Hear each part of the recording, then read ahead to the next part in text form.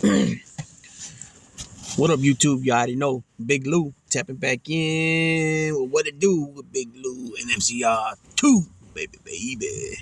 So this is the second time I'm gonna record this. First time it stopped on me. We're about 13 minutes into it. I'm kind of glad because I got a text message from somebody that they were trying to charge me money for just giving me a little answer on a question. I didn't dig it. I'm not gonna go into details about it right now. I've calmed down already a little bit, and so, you know what I'm saying, I'm just not going to be pushing for people like that, you know what I'm saying, because I'll talk about it later if anything. Anyways, this right here is about a channel that was reacting off something else, off another channel and another I guess he's a content creator now as well, but he's like a author or something like that. He writes screenplays and different things. I'm not going to say whose names they are. It's irrelevant. The first person that reacted to this video, he's a chump anyway, so I'm not going to mention nothing about him, period. Somebody mentioned something to me. I went to look, and there he was, and it wasn't even about him. But anyways, I clicked on it just to be curious on what he was saying, and of course, like always, a couple of minutes hearing this guy's voice and his little antics and his little, smirks, and just, just rubbed me the wrong way, because I would just love to slap the shit out the motherfucker. And I know he's a coward anyways. He talks a big good one, but he's not around. He's a plasticon, straight plasticon, fake plastic. That's what that means. Anyways, so what I'm gonna talk, this is gonna be a little somewhat prison politic type deal here. I haven't really talked about prison in a minute. As you guys know, I've been stuck on the bully thing for a while, and then also talking a lot boxing lately and UFC. Tomorrow, if you guys don't know, tomorrow's UFC 286. It's the trilogy of Kamaru Usman, trying to get his belt back against Leon Edwards in England. I believe they're in Manchester or London. I'm not sure where, but I'm pretty sure it's England. I'll drop a video on it tomorrow morning before the fights, giving my predictions on if I decide to do predictions, but I'll definitely talk about who's on the card, the main card.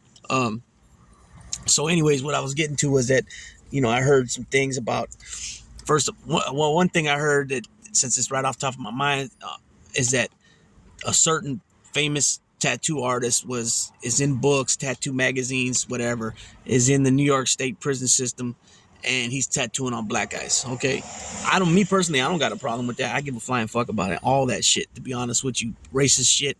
But you know what? It is what it is here in California. Things have been done a certain way for so many years, and I'm not going to come try to break the rules. You know what I'm saying? It is what it is. That's why I always say, you're going to learn to mind somebody. You're going to mind somebody. And that's kind of basically what I'm saying. And that goes for myself as well. I don't give a fuck how tough you are. You're going to learn to mind somebody. If not, you're going to get something put up in you. Some steel. You know what I'm saying?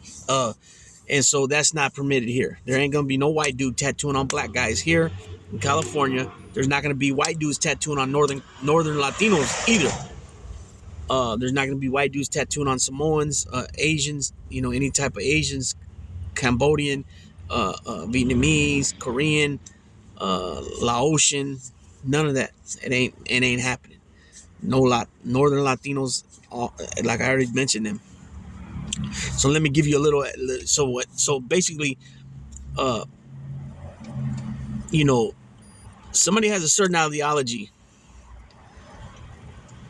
I don't give a fuck. I mean, that's their business. I mean, as long as every time I've dealt with the person, we deal with each other on a respectful level, respectful, if, whoever it is, if it's a respectful level, that's all that matters to me. Now, if you start bringing some shit to me and start talking to me about certain things that I don't like, or that doesn't sit well with me about talking about, such as racist type shit, then I'm gonna let you know. So if I'm in your car, I'm gonna get out of your car. If I'm at your place, your apartment, your house, or your business, I'm gonna take myself out of that situation. I won't indulge in that type of conversations that are not right. You know what I'm saying? And it's just that simple. Now, like I said, if you got a certain ideology, that's your business. As long as you don't bring it to me and let me know, oh, well, you know what, I hate these people and F these people, and I wish all these people died, or they all burned, and I won't entertain that. I won't even indulge back. I just get away from the situation. You know what I'm saying? So I mentioned this earlier, and I'm gonna bring it up again. If you happen to be, say you're whatever, say you're Asian, you say you're Asian of Latin of Oriental descent, and you run with the, say, the Northern Latinos, and you happen to be walking by, you or with some homeboys, and you guys are walking by another group segment, and they're talking about f them, uh, any type of derogatory name towards Asians. Guess what? That doesn't pertain to you. Yeah, you might be, your blood might be of Oriental descent, but that does not pertain to you. Whatever they're talking about, you run with us. That doesn't pertain to you. Same thing if you're black dude, and you walk by another group segment and you're hearing the N word, F them N's, right? It doesn't pertain to you. It's none of your business. You know what I'm saying? That's none of your business. You don't run black. You run Northern Latino. You don't run Asian other. You run Northern Latino. That's just two little quick examples, right? Is there a lot, some homeboys that are, mixed that are probably Jewish, that were raised Jewish? Yeah, you darn right. Do you think that bothers them when they see certain tattoos and certain things like that, certain ideology slogans that fit a certain ideology? Probably. I would think so. But do they go out of their way to go make sure, let it be known that they don't like that, and make sure that they go and say something and address it? No, because it's none of their business. It's none of their business what another man has tattooed on them. You know what I'm saying? Now, like I said, don't get me wrong. If they're making hateful racial slurs and speaking to you that type of way, then you got a right to, you're being disrespected. So one of our when you become a household member, uh, there's a thing called HHPs, household policies, and basically it's the rules, and it states on there that you are to respect all the canine, which is the cops. You are to respect all other group segments. So if you run a certain group segment, like I said, Northern Latino, you respect Southern Latinos, you respect the whites, you respect the Asians, you respect the others, you respect the natives, you respect the paisas, you know what I'm saying, so on and so forth. But if you're getting disrespected, then by all means, now it's open season. It's done changed. Everything's changed now because you were conducting yourself in a professional manner, but they disrespected you. So that just changes everything. Now you can handle it two different ways. You can handle it where you just get off where you're mad at, or you can go check in with your channel, let your channel know what's going on, and hope that he's gonna say, okay, well, let me get at my channel, and then we'll get back to you, plan something together. Element of surprise, baby. You know what I'm saying? That's always the number. That's always key. Element of surprise. And I'm talking about where the element of surprise is such a good one. Sun Tzu. That Sun Tzu's part of that falls up under some Sun Tzu lessons, right? You're talking anywhere from 15 to 30 people can take out 100. With you by utilizing the element of surprise. You know what I'm saying? By whatever that entails, you know what I'm saying? However they want to utilize it, you know what I'm saying? But I've seen it. I've been part of it. You know what I mean? So you guys know I don't like to really get too much into the politics of prison politics as far as names and positions. I really don't do that. I said enough right now with HHPs and HHMs. And just saying Northern Latino, you know what I'm saying? I'm not, definitely not saying no organizations, and that's about as far as I'm going with that. But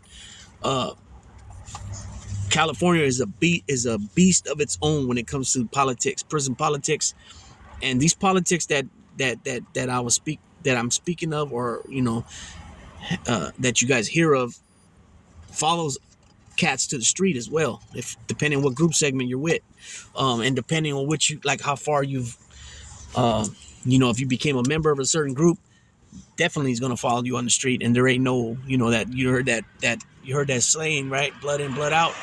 So once you make that commitment, it's just like, that thing of ours, there ain't no, let me do this first. I got to go do this first. No, just like they say, if you're on your mother's deathbed or your child's deathbed, and we call you and we need you, you have to come.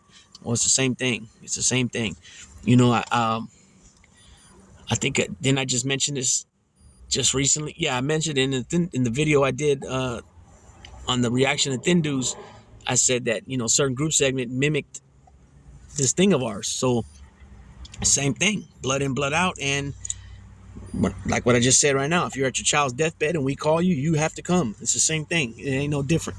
It's the same fucking thing. And when you leave, the only difference is between this thing of ours and over here in Cali, the organizations that I said mimic them, not so much mimic them, but maybe that's not the right word to use. Maybe the word I'm looking for more is like,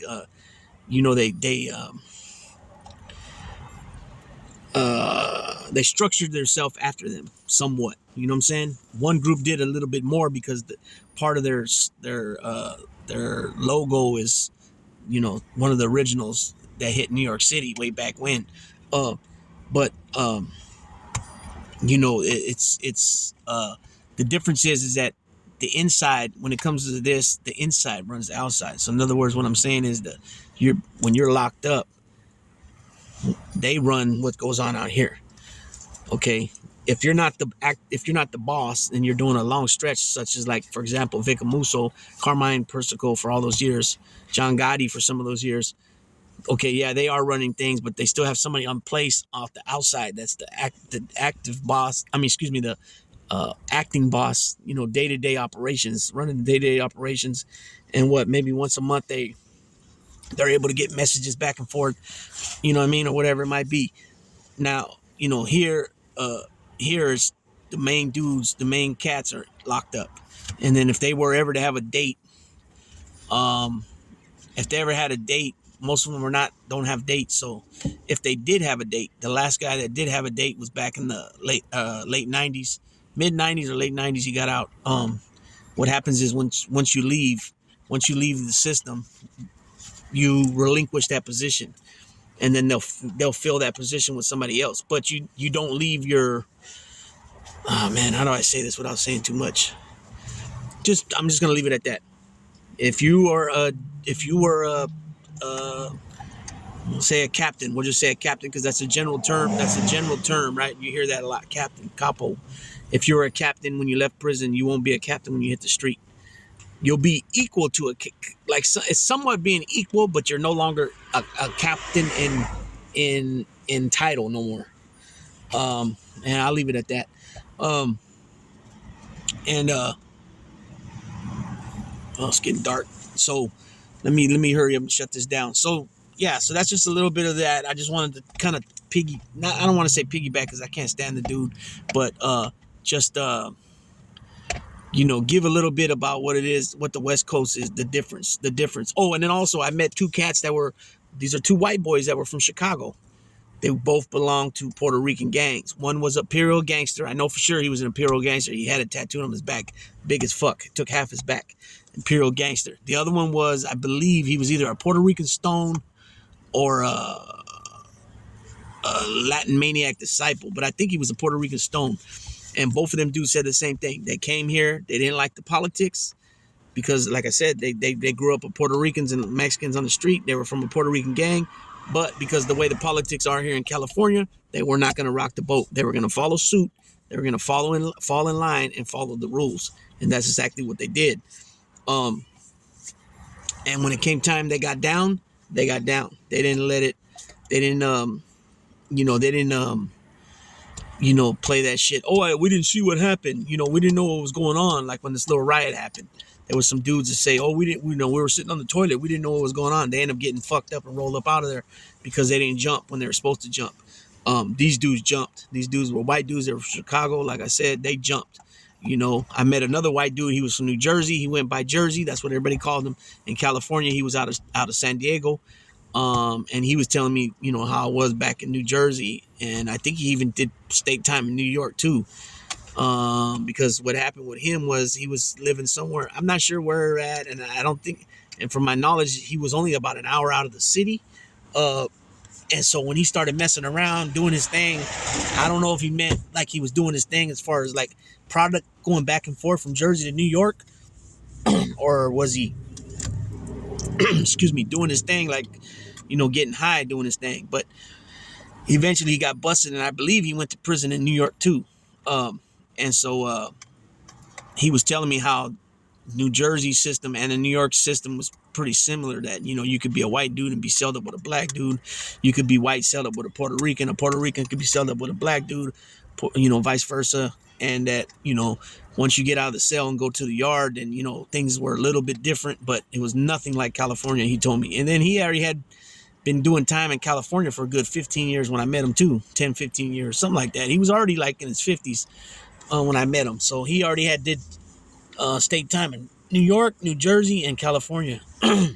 So he knew the system well, all three states, you know. And like I said, he said Jersey, the state of New Jersey, the Garden State, and the state of New York was pretty similar as far as the politics, but that it was nothing like California. And then I met another black dude from New Jersey originally. He was out of San Diego as well in California, and he had been to the pen over there in Jersey too. And he had told me the same thing what Jersey told me. This dude's name was Papa Smurf. And then lastly, I met, and if you guys go back and watch the HBO special of when they're following King Tone around, the Latin King, he's the individual King Teardrop. He's the bald-headed dude where he's in a facility. He's got the teardrop. He's a light-skinned Puerto Rican cat, bald-headed. I met him. We were on the same yard together. He told me a story that he was this, he was that, and I really didn't believe him. But I can hear the New York accent. You know what I mean? And then I even sent money to his books a few times for me to go to the store. And I think I sent 50 to his books a couple of times. He charged me like $8. You know what I'm saying? Which was still a win, because if you send 50 to your own books and you owe restitution, you only get $22.50 out of it. So I still got an extra almost $18. You know, I put it this way: I almost got $20 out. You know, almost $20 extra to go through him instead of going through myself. So I did that, and you know, when I first met him, I was like, "Well, where are you from in California?" You know, and he's like, "I'm not from California. I've never even been out there on the street." He said the story he gave me was that his wife moved to California, and so he put up for transfer. And then eventually somebody wanted to go from California prisons, you know, Department of Corrections here in Cali, to New York. And that's the way they do it. Interstate Transpac, and they just flop you body for body, basically. But I think what the real story is that they moved him out of the system over there and put him over here, probably for his own protection. That's what I'm assuming. You know what I mean? You know, he was talking, I mean, even though Tone was talking throughout the whole video, you know, I never really heard Tone break down anything, criminality or anything about the organization. Not that I remember, you know. And this dude, they were actually talking to him while he was in the facility, you know what I'm saying? A county jail facility or a prison facility. And he was talking about how, you know, the Pee Wee Kings and Queens, they start them off young with this and that. You know, that's just the stuff that was on tape. So I don't know what he said to them off tape. Well, I don't even know. You know, I couldn't even tell you. But he was claiming to be second in line after King Blood. That's what he told me. I don't know how true that is. But he had a P number from the prison system here, which could have been 1997, 1998, or 99. It depends, because it takes them a little bit of time to get through the whole numbers for the P. So if you don't know, California has one letter, well, at that time, one letter and then 5 numbers after it. Now they have 2 letters and 4 numbers after it. So he had a P number and then 5 numbers after that. And I believe, if I can remember correctly, I can't even remember what kind of P he had. But I know this, the P6 is from 1999, P67, and then 3 numbers after that is from 1999. So I had a cellie one time, his was P28, and his was from 97. So like I said, it could be from 97, 98, or 99, his number. You know what I mean? Because it takes a little bit of time to get through the numbers. So with that being said, Big Lou, I'm tapping out. Man, you can't even see me. It's getting dark. So I'm going to tap on out, drop another video for tonight. Tomorrow I might go live. I ain't did a live all week. Hey, what are you doing, man? Huh? What are you doing, man? Man, this boy's getting anxious. I got to get them out, let them run around. So yeah, with that being said, Big Lou, Daisy, and Champ, Campeón del Mundo, Daisy Queen, aka Daisy La Azula. We're tapping out. Everybody, it's Friday. You guys already know. Be aware, be prepared, and be responsible.